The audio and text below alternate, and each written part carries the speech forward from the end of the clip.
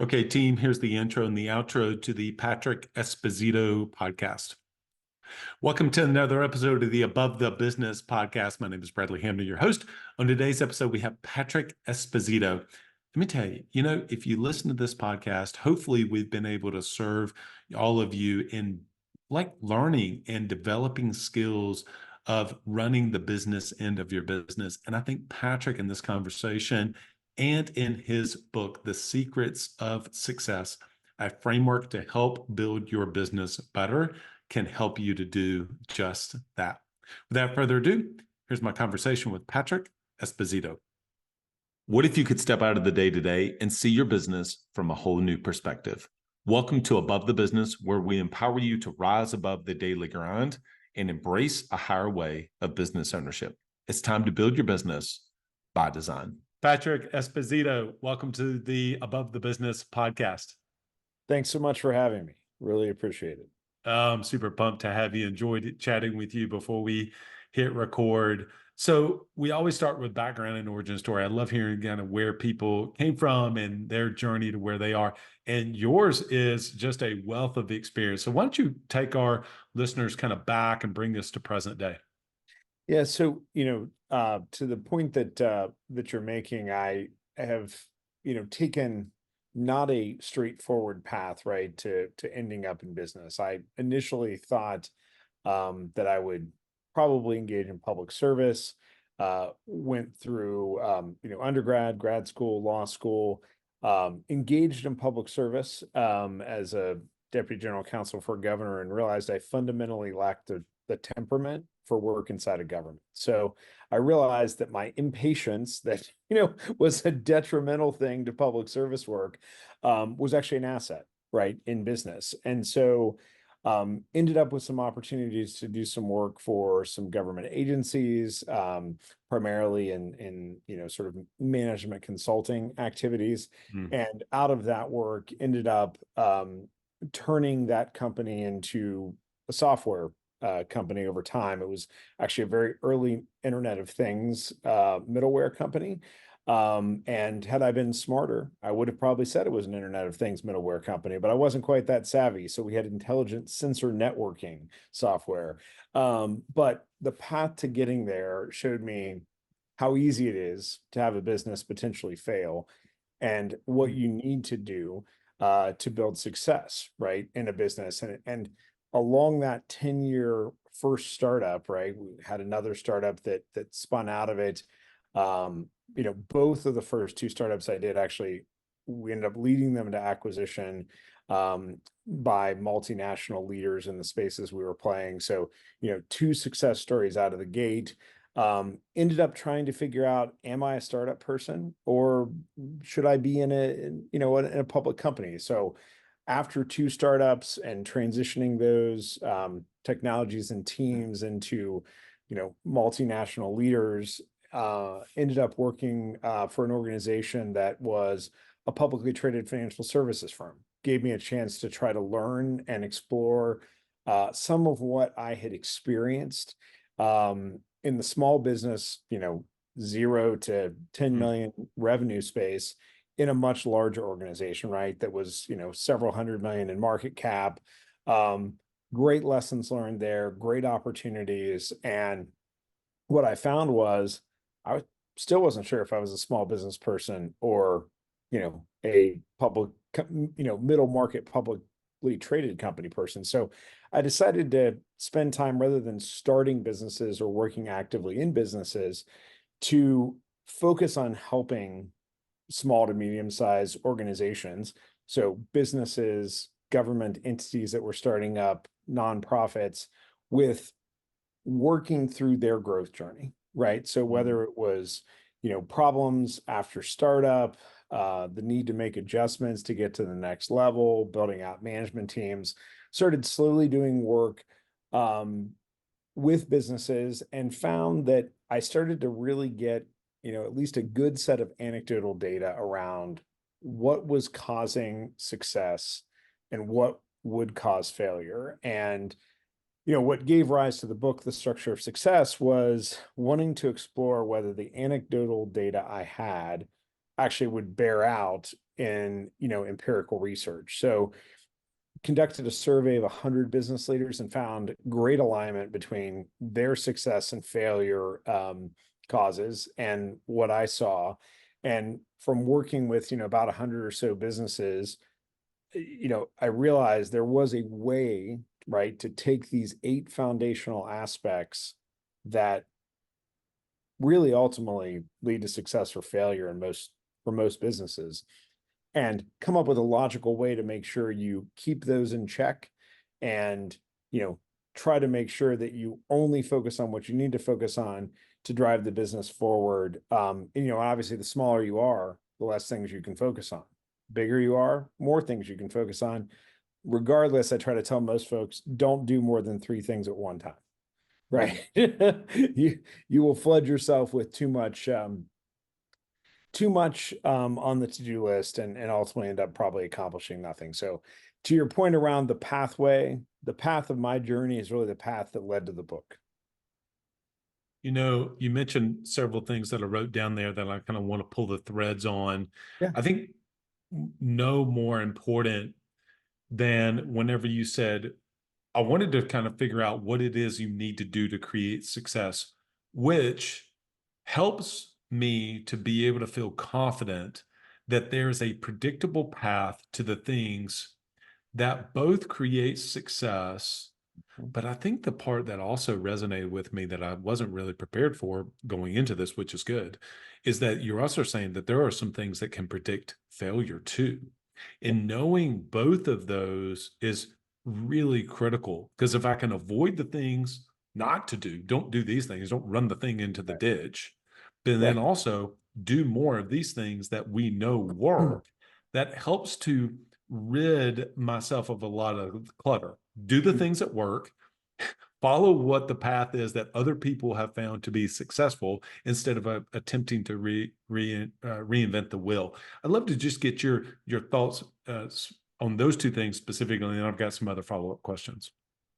Yeah, and so look, with the right now I'm involved in leading 2 businesses, right? One is an Initiative Labs, which helps businesses to apply the fundamentals from the book to their own business, but in a way that it's not sort of consistent consulting. It's more of, here, just make sure we understand where we're going, check in as needed, help here to serve as a guide, right? Rather than an outsourced agent. The other is ACME General Corp, where we use a lot of the same principles to help public sector organizations with their growth trajectories. But as I've worked in my career and in these 2 organizations, I have found that what drives success and what causes failure, they're basically the same, right? And I wanted to start the book with a chapter on failure because, 1, I'm a worrier by nature. 2, no one talks about failure, right? Everybody wants to talk about success because positive thinking, right, is what we want to see. We want to be inspired. We want to think about a better future.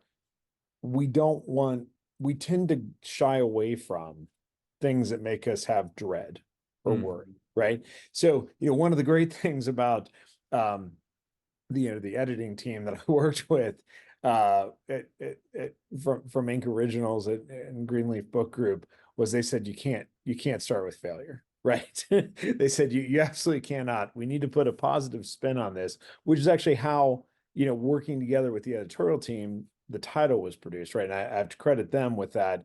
I wanted to balance the 2, right? I wanted a title that reflected the fact that what drives success is, the flip side of that is what is going to cause failure.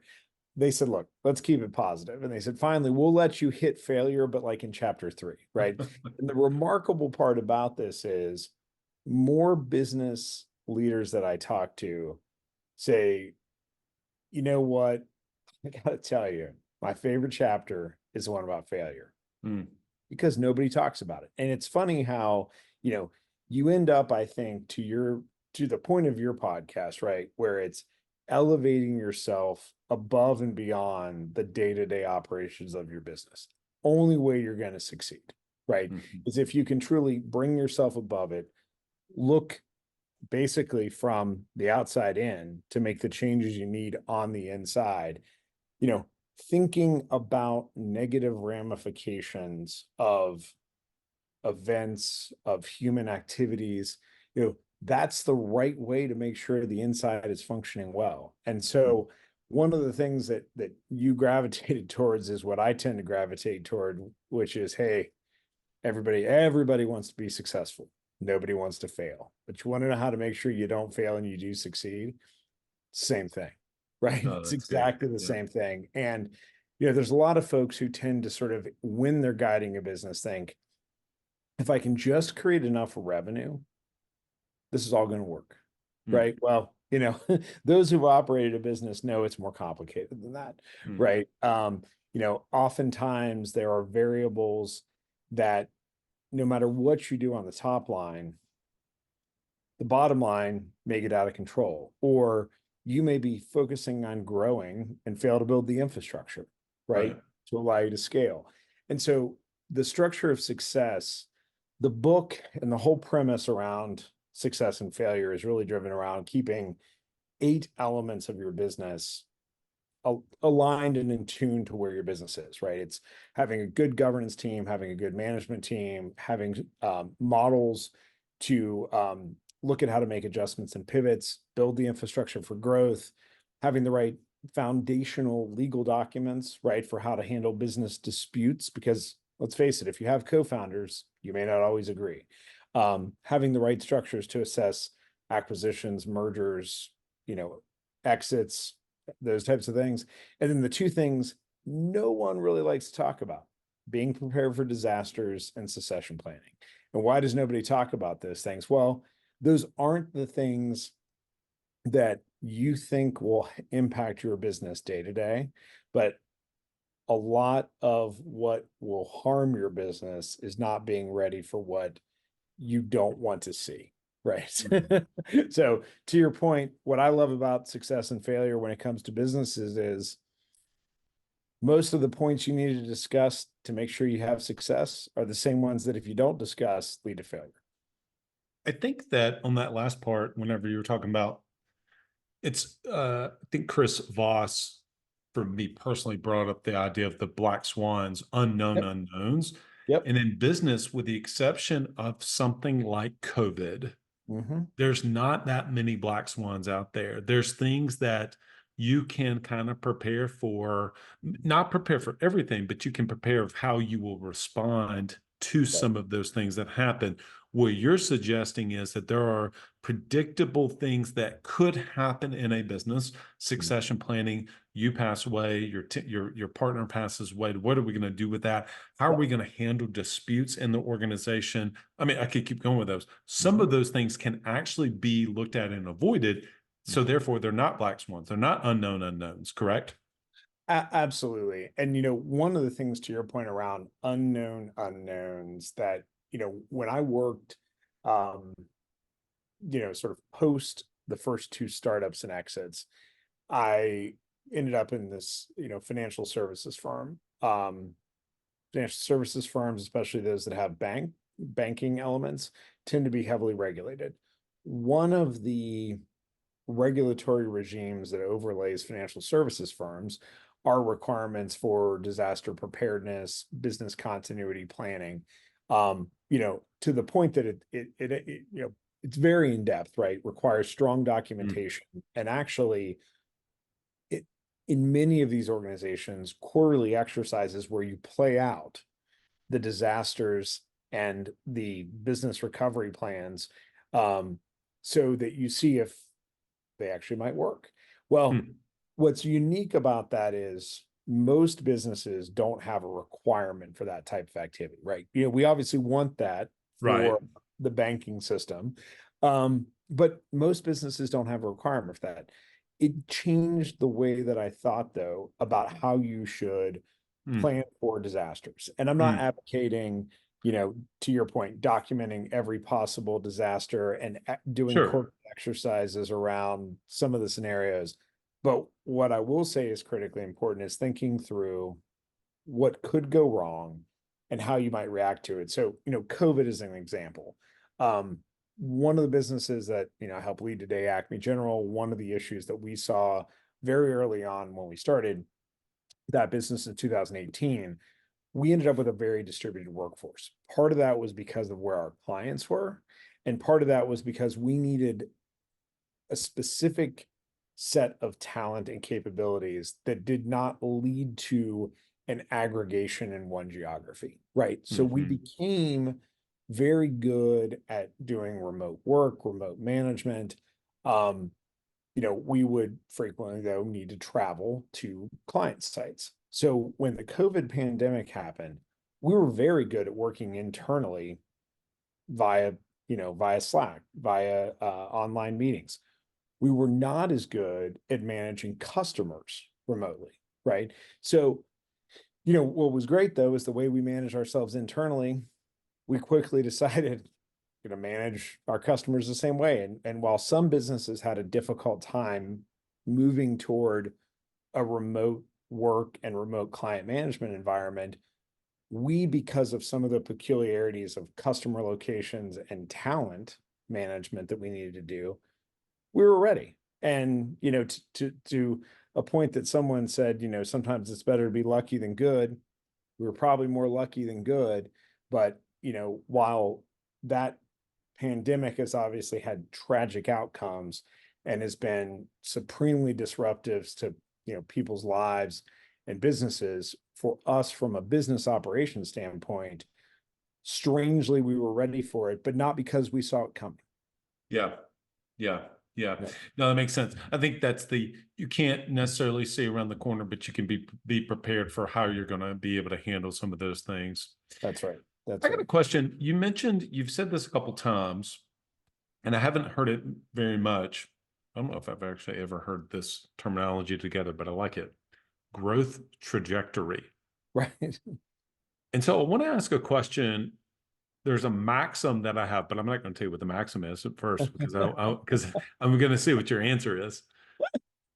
And that is that there is a trajectory to get on, and then there is speed in which to go when you're on the right trajectory to then go. Yep. I'm assuming the sequence matters, that you have to get on the right trajectory first, then acceleration happens. Right. And I would agree with that position, 100%. And, if you're not on the right trajectory and you're trying to grow, I will tell you, I've lived that, right? Where you have either the wrong product or the wrong services offering, and you are making a lot of investments and trying to sell and market those, but not getting traction, right? And, to your point, when I look at growth trajectory, right, part of that is about, the pivots and adjustments you make to get yourself on that path. And then part of it is how do you invest in the infrastructure to support that scaling, right? Yeah. So it is really, to your point, there's some of it that's in sequence, there's some of it that is in parallel. And if you are finding right in your business that you are making investments and you don't feel like they're generating a return, you've probably got the trajectory a bit off, right? And some of that infrastructure you're laying in place to support the growth could be premature, but odds are pretty good you need to make some pivots and adjustments, or at least some version of those, to get the business on the right path. And certainly in the first startup I did, we had to make multiple pivots, right? We started as a consultancy. We found a software product we wanted to make for environmental commodity management, right? 2002, Kyoto Protocol could have happened globally. We thought there was going to be this environmental market that opened up that now 20 years plus later we're seeing, right? Yeah. But we were 20 years too early. What we had built in, though, was the capabilities for sort of real-time monitoring of information, right? Initially emissions information. And we said, okay, we guessed wrong, right? The market's not there. We've spent some money on software. It's not going to lead to a growth place. What do we do next? We go back to bootstrapping. And we find that that real-time data requirement exists in, national defense, in national security, in a lot of other markets, right? And Mm-hmm. so we take some of the lessons learned, some pieces of software code that we expand, and we come up with a tool set to allow developers to, at that point, create sensor-enabled applications. Well, except for the fact that in 2005, 2006, most developers didn't want a tool set. They wanted to code it themselves. But you know who did want tools were system engineers, but they didn't want to code. They wanted something that looked like a router to configure sensor data and set up intelligent event alignment based on, this, now we call it Internet of Things data, right? Based upon Internet of Things data and the ability to control things. So business plan number 3, we actually end up on the right trajectory, the right direction for growth. And that's really when we could start laying in a good infrastructure to scale. But that took 6 years, right, Mm-hmm. to get there. And, a lot of folks will tell you that it is that 5th or 6th year for businesses, if you're still around, right? If you're still around, because, 50% of businesses are gone by that point. But if you're still around, you usually start to get to the right place. And, look, there's outliers, there's high flyers, there's people who make the decisions right out of the gate correctly. But for every one of those, there's those of us who have to fumble around a bit, right? And take a disciplined approach to listening to our clients that we have, clients we want, to figure out where to go. Are you an agency owner looking to grow your revenue, increase your bottom line, and better manage your taxes? Club Capital is here to help. Club Capital is the largest accounting and advisory firm for insurance agents in the country, providing monthly accounting, tax strategy, and CFO services. Way more than bookkeeping and your everyday run-of-the-mill tax prep. Club Capital is focused on providing financial and tax advisory services that help you plan and forecast your agency's performance. Their financial dashboards and agency forecasting tools help you better understand your agency's historical performance, create and measure future targets, and see how your agency compares to your peers around the country. Imagine what it would be like to understand the impact to your bottom line when deciding to hire a new employee, or forecast the impact rate changes or commission rates will have on your business. With over $200 million in tracked annual revenue and $140 million in tracked annual expenses, Club Capital has the data and the team to help you make better informed decisions for your agency. They will help you turn that back office stress into the backbone of your agency's success by giving you the tools to take your agency and your leadership to the next level. Visit club.capital today to book a solution overview with one of our business consultants. Club Capital, way more than a CPA firm. Ambition is the first step towards success. It's time to level up your agency. And Coach P Consulting will help you do just that by using the same strategies he used to sell over 700 life insurance policies in 2021 alone. Now, this is not your regular one and done type coaching. You'll get personalized coaching 2 days a week, every week of the month, and you'll get a live look behind the scenes of his team training and an office that's performing at the highest level. There's a reason Coach P Consulting is the fastest growing coaching company for insurance agency owners in the country. Coach P will train your team alongside his own and show you the exact steps they're taking to achieve Chairman Circle, exotic travel, and multi-line presence club, and be one of the few agents to be selected to have a third office. So whether your goal is to be at the top of your local market or amongst the best in the country, this training will give you the strategies and the tactics to get there. For just $250 a month, you'll get high-level coaching each week from someone who is already getting it done at that level, and his strategies work, and it's time to put them to work for you. Sign up at coachpconsulting.com and get your first full month for free when you mention the Club Capital Leadership Podcast. Well, I think you may have just answered the question that I was going to attempt to ask. I've asked this question in some type of version, maybe 2 or 3 other times over several hundred episodes. So I'm going to attempt to ask it to you because I don't know if the question is able to be articulated perfectly, but I'm going to do my best to attempt it. And that is this balance, this art of the business of, some people will say you just got to have stick-to-itiveness. You're on the right path, and you think you're doing the right things. You're 3 months down the road, you don't see results, but you're doing the right activity. 6 months down the road, now it's a year, now it's 2 years. But if you just continue on that path, you haven't given a specific number, 6 years, Right. you will eventually get there. Where's the balance between that and at the same time, you are beating your head against the wall? You're not focused on the right things. You're Right. not doing the right things. You are working really hard, but you need to make a pivot. It's not going to work. You can stick at this for the next 6, 7, 8, 9, 10 years. It will not work. And so I'm giving kind of an extreme example, but I think in the day-to-day things that we have, and if I'm going to try to get above the business, these are the decisions that I have to be able to make. And I have to be able to honestly look at it and say, you know what? This is not working. They don't want this product, or they don't want the way that we're positioning it, or my culture, absolutely, it just sucks and I need to change it, or whatever that may ultimately be that's actually causing the constraint of the business. Is kind of the back to the goal, the theory of constraints book, right? I'm sure you're familiar with. And so I think that, it's like, where have you been able to land in your own journey, but then also in the research that you did with 100 business owners, which is certainly a lot, to begin to kind of figure out how we make these decisions in those moments? So, to your point, right? Most individuals who start a business have some theory, right, of what that business will be, right? And it may be the case that they start a business and it's consultancy and they'll do whatever work in a certain space they can bring in the door, and they figure they'll find out what the business is later. Or they have real clarity of mind and they have a plan that they're going to launch and move forward with. Either way, right, what I will sort of offer is that trusting your team to help you, even if you're the sole owner, sole founder, but trusting your team to help you get the right signals, right? And process those signals into figuring out how to make adjustments and pivots is critically important. And so,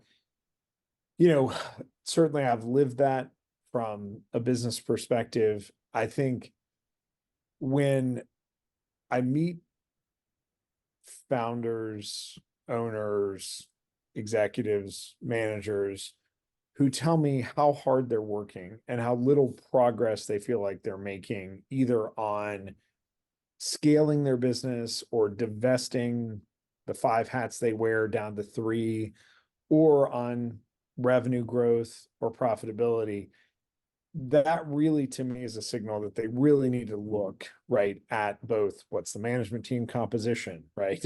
What's the product or services offering that you're making, and what's the market tell you ought to be doing.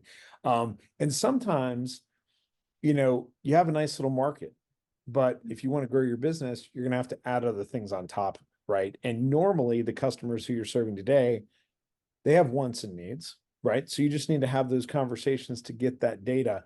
To the point you're making, though, folks who 5 to 6 years on are working 80-hour weeks and haven't found the right way to really scale yet, that's the time when I say, okay, you do need that intervention, right, from outside in, and say, look, let's look at the path.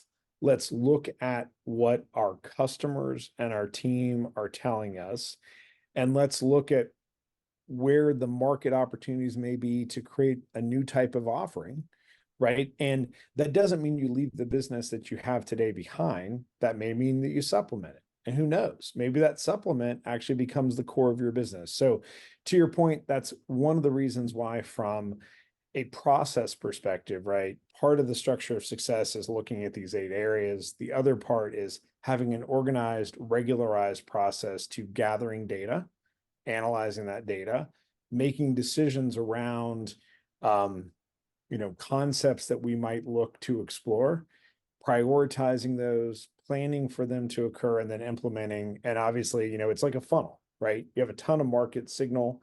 You have certain ideas that you may theorize may be good to try. You have some that you prioritize and think we should give this a go. And some of those are product offerings, and some are adding team members, right? Some are making investments in infrastructure. But you should only plan for so many, and you should only implement very few, right? Because otherwise you're not going to be successful, because you're going to spend too much time focusing on change and not enough time focusing on operating. Yeah, yeah. Well, I have to tell you, when I first came across you in your book, I was immediately hooked on just the title. I told you that before we hit record. Like I was like, structure of success. It's about business. I'm in. Like we're having Patrick on for sure.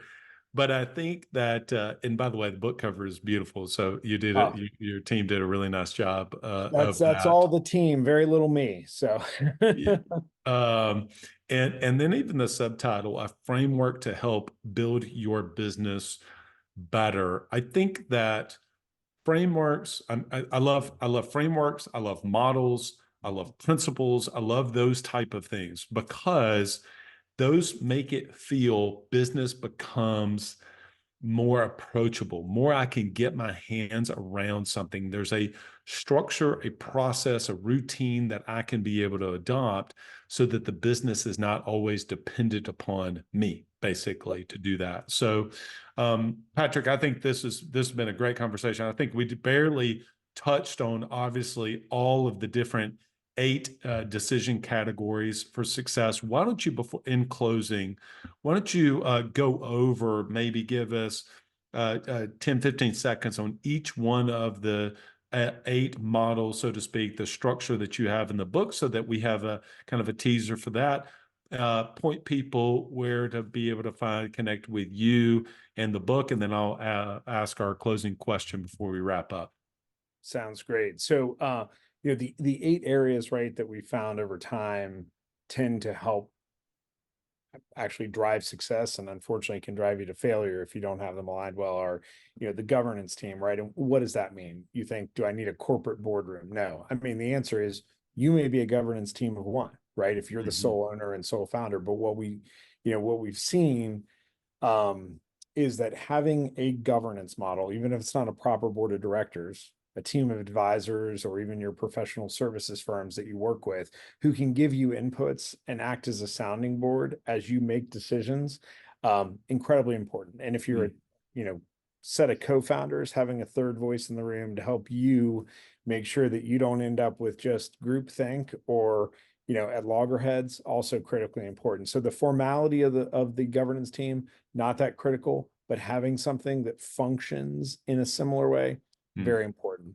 Management team, obviously you've got to have, I think, diverse viewpoints, right? Folks who don't look at the world the way you look at the world. If you're a revenue creator, a great salesperson, you need people who are thinking about compliance. If you're a compliance person, you obviously need people to help drive the revenue model. And aligning the compensation so it speaks holistically. So salespeople aren't just compensated on growth, they're compensated on growth and compliance. Compliance people aren't just compensated on compliance, they're compensated on revenue growth, because otherwise you have 2 parts of the business who aren't ever going to try to work together because they're not incentivized to do so. Processes and strategies for things we talked about, like adjustments and pivots. Again, these are things I tend to look at quarterly. Do we have the right mix of offerings? What are we hearing people need? What are we hearing they don't need? And how should we change?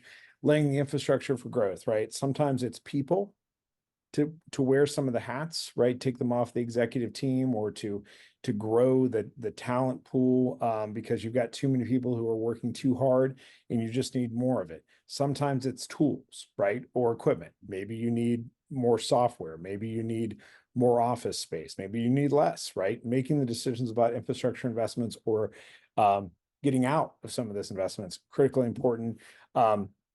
Again, looking at the ways that you lay the foundations for, sort of the legal components, right? How is the business structured? You may not have made investments from day one to have robust operating agreements if it's an LLC, or bylaws and shareholders agreements of corporation. If you're still going 1 year after existence and you have pretty flimsy things you downloaded from the internet, get a lawyer to help you make decisions around how to structure those things. M&A opportunities, exit opportunities, other types of partnership opportunities. Normally businesses do not go on their own without either, inorganic growth happening or becoming part of another business. It's just reality. So having a way to look at those opportunities, important, but not overly obsessing on, right? Because you need to drive your organic growth while these inorganic opportunities appear. And the last piece is, right, as you said, being ready for unforeseen events. And then also being ready for either you or key members of your team on an emergency basis needing to have their roles filled, or longer term building the team who can help sustain the business so that if you want to partly retire or fully retire, there's still something there at the end. How can people find out about you, connect with you online, and find out and pick up the book? Yep. So patrickesposito.com. It's my author website. Also, I'm pretty easily found on LinkedIn. The book's available, most of your online outlets, some of your local bookstores, and many of your airport bookstore kiosks. Oh, that's great. Well, for me, to all of our listeners, if you really want to learn business, like you want, I know there's a lot of people that listen to this podcast because we talk about business end of business quite a bit. I think it's a great book for you to be able to pick up. So, Patrick, last question for you. What do you believe getting above the business specifically, how does that relate? And what is that? How does that resonate with you? Yeah, so getting above the business, and I love what you're doing. I really do, because I think that is in many ways what the structure of success should hopefully give you tools to allow you to do. If you're so busy operating the business and you never come above it and look down in it and see how it's functioning or how it's not functioning, you're never going to have the right opportunity to do the analysis, to get to the decisions, to then plan and implement the changes you need to align the trajectory for success. Fantastic. Patrick, it's been a pleasure having you on. Hope to have you back on in the future. Awesome. Bradley, thank you so much. As I always do, I always try to take 1, 2, or 3 kind of big ideas to share with you, my summary, or my, what do they call it online? TLDR, too long didn't read. Maybe it was didn't listen. If you just fast forwarded this part of it, hopefully that you do go and pick up Patrick's book, because I think it can help you in learning the business end of business. I mean, some of this stuff, look, I went to school, business school, not to get my MBA, but even in MBA, I did start initially to get my MBA for a short period of time, but they don't really teach you the practical application of running a small to medium-sized business. They can talk about it in an academic way, but very few times does it transfer over to the real world, right? There's kind of like the academic world and then the real world, and things like, how do you make adjustments and pivots? I mean, I hear about when YouTube make a pivot. I hear about when all of these companies make pivots, but what does that actually look like? What about business disputes and breakups? And a lot of times we have to kind of learn through whenever it happens to us, we have to go through it. We don't have a plan. We don't have structure. We don't have process. We don't have a routine for that. And so we have to go through the tough part of learning it ourselves, as opposed to someone like Patrick. This is the beauty of learning and reading and studying books from someone like him who's already gone through that heartache. We can, through all the hours he put in preparing the book, in, I don't know, 4, 5, 6 hours, read the stories of that. We can understand growth and infrastructure development, succession planning, pivots, disaster preparation and management inside of it, maybe even acquisitions. Maybe you're considering wanting to buy another small business, or mergers or other business transactions. All of these things are like, where do you kind of go from that? And I think a book like this, I'm so happy that someone like Patrick puts those things together. And so I know that's kind of a lot of things over into this one overarching theme, which is to learn the business end of business. And some of these are the things that we just don't really necessarily talk about. That's why I love being able to try to curate the guests that we have on the Above the Business podcast very specifically for all of you, is to try to look at this thing called small business, which is small business, by the way, is typically 25 million or less in top line revenue, which pretty much all of our listeners are in that space. And so when we look at it from above the business, what are the things that we need to be aware of? And these are some of the things that I know we had not talked about. So I try to curate guests like Patrick who have just a different angle, or maybe we go deeper on something. If you listen to Alex's podcast, I mean, we hit some things multiple times, and that's kind of by design because we need to hear it multiple times. It's not about just learning new things all the time. Maybe we needed to relearn it, or maybe we needed to hear it again because we're at a different place in our business. So go pick up the book, go to patrickesposito.com. You can pick up the book, The Structure of Success, I'm sure on Amazon and where other books are. So appreciate Patrick coming on the podcast. As always, big shout out to our podcast partners. And I do use partner very specifically: TodayApp Pro, Autopilot Recruiting, Coach P Consulting, and of course, Club Capital. We really want to work with some of the best in the industry, best in business. We could go out and build a team of who's going to be our podcast partners, but we don't even look at them as sponsors. We look at them as partners. And so really, they are some of the best in the space in which they work in. If you really want to have an incredible UI experience for your team and have a platform that is something your team is going to use every single day, where you can embed custom word tracks into it, it's going to be completely corporately approved with your corporate partner that you work with. TodayApp Pro is the absolute best compensation, bonus, and even word track platform that is out there for your team. Go to todayappro.com, todayappro.com. They can give you a free demo. You can work with someone in your team, talk to them if you're still sitting on an Excel spreadsheet, or you're using one of the other very complicated bonus structure tools out there.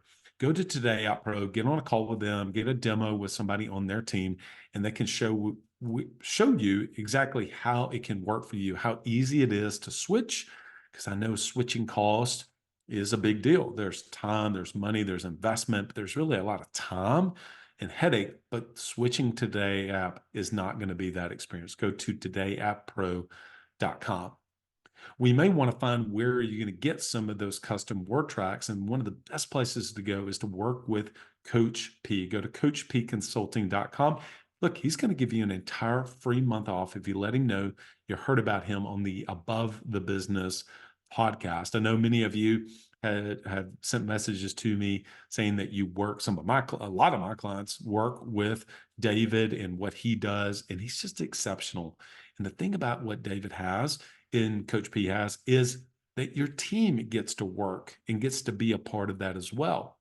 In different programs, mine being one of them, we typically work with the founder, the owner, the entrepreneur themselves, but the team needs support, and you don't always have to be the one to wear that hat. Sure, you need to be able to structure and architect the training and development program, the onboarding program for your team, but the delivery of some of those things, maybe training and coaching, or even just training, is not one of your strong suits.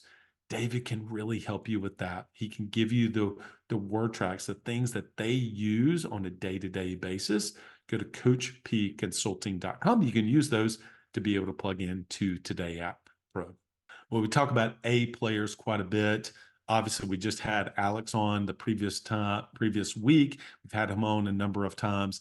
And he and his team at Autopilot Recruiting are absolutely the best in the business to help you to be able to build a bench for your small business, or if you have an opportunity, you're looking to expand, looking to grow, or maybe you just recently had someone to leave. One of my long-term clients just had his number one producer surprise him about a week ago. They had just come off the best year that they had. So excited, boom, right back into the office day one. He loses his top salesperson. So it can happen at any time. Change is inevitable. We're going to lose sometimes our A players, even if we do everything we possibly can to be able to retain those A players. And so that's exactly where and that's exactly where Autopilot Recruiting really shines. So go to autopilotrecruiting.com, autopilotrecruiting.com.